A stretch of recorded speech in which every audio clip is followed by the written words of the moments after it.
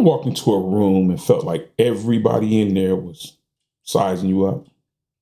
And even though nobody may have said a single word to you, you can just, you can sense it. The quick glances and the way they stand and the tension in the air. Everybody's just trying to figure out if you're going to measure up or not. And when did a man just walking into a room become enough to start a pissing contest? And here's something that you're probably not even realizing. If you can tell that all this is happening, that means you're doing it too.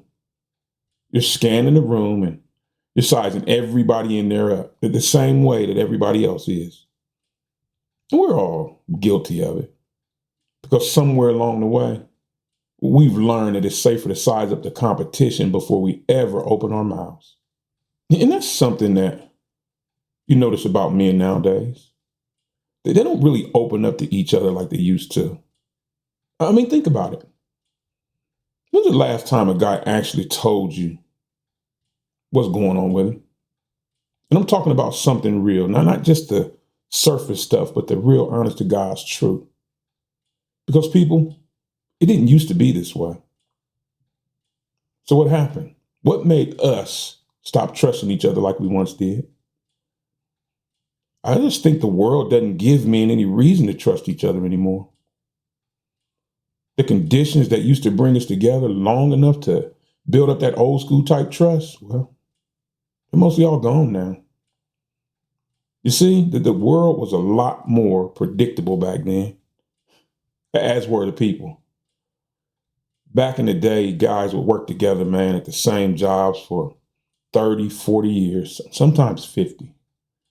And that meant you were around the same group of guys day in and day out for decades. And most of the times, you guys lived in the same neighborhoods and you went to the same churches and bowling alleys and restaurants and union halls. And by spending all this time together with those guys, it allowed that trust to just naturally grow. You got a chance to see how guys handle their business. So you learn not only to trust each other, but to depend on each other. You guys share the same morals and values. And you came to see a lot of these guys not only as co-workers, but as true trusted friends. But fast forward, nowadays, everything's changed. With gig work and remote jobs and people just not staying anywhere long. You never really get to know anyone anymore. And if you guys don't live in the same neighborhood or go to the same church, that at work relationship is really all you have. And that's not enough to build up any type of trust. And then with most of the old gathering places men used to go to gone now, there's really no foundation for trust to get built anymore. And you've learned you don't just open up to people you don't know. So what happens? Everything just stays surface level. Another thing, everything between men nowadays is turned into a competition. You see, we don't even look at each other as brothers anymore. We look at each other as rivals. I mean, we're competing for everything nowadays. Jobs and respect and attention, everything. And when you're in competition against somebody, you don't open up and share your secrets. Think about this. A football team doesn't hand its playbook to the other side. So that constant sense of being in a competition just keeps men more closed off and isolated. And then we turn around and everywhere you look, guys are out here getting burned by so-called friend and divorces and bad relationships and business partnerships that went bad. So after enough of that, a man just naturally starts to think, maybe being too open is the real problem. So what do? You stop telling people anything. And that includes other men too. You see, because when there's no trust, opening up to someone, it feels foreign. But the only problem with that is that leads to not trusting anybody and even more isolation. And another problem is There's no one clear code anymore. Now it's just everybody out here playing by their own rule book. You see, back in the day, it was simple. You show up when you say you would. You pay what you owe. You don't talk behind a man's back. And that was the code. You knew exactly what to expect from a man back then, but now, who knows? Half the guys out here living by one code, the other half living by another. You never know what rule book somebody's playing the game by. And hell, even those can change from day to day. And when you don't know who's playing fair or who's cheating or even what set of rules they're playing by, it's just easier to not trust anyone at all. And lo and behold, the internet. The internet has made being disrespectful way too easy.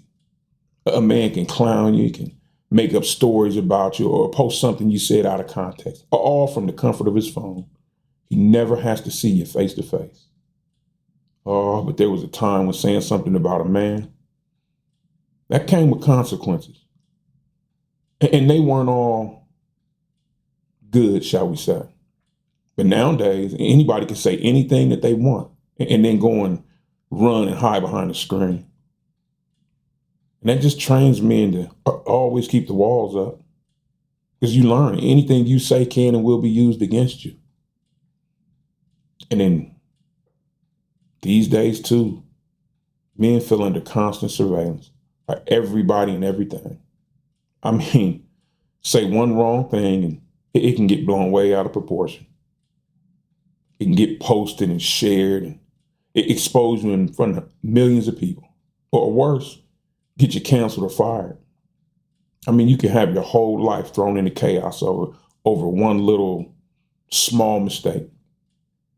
So now between toxic masculinity and cancel culture and political division, we can't seem to win anymore. So what do? To avoid all that, most men just don't open up anymore. They stick to safe topics, sports and small talk and surface stuff. But see, when you can't open up and be who you really are, because being real, that means being vulnerable.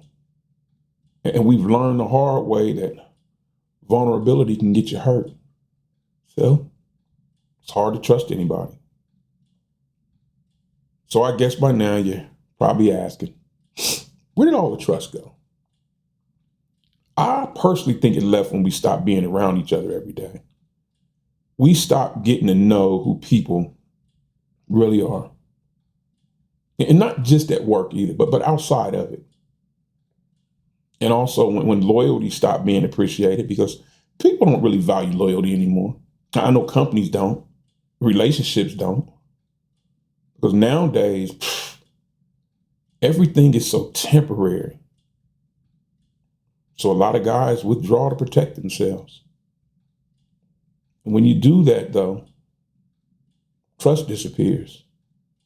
And the cost for all that, what we're seeing today, fellas, a country full of lonely men with nobody to talk to. But see, you know what that does? That weakens our communities. Because we aren't talking to each other and no one's communicating and nothing's getting done. That's not good. We got brothers out here going through real struggles with no one to talk to. And I know I've got friends that, hell, I've known for 30, 35 years. But do I tell them everything anymore? No. And not because I think they would run and tell or something, but the world's changed so much, man.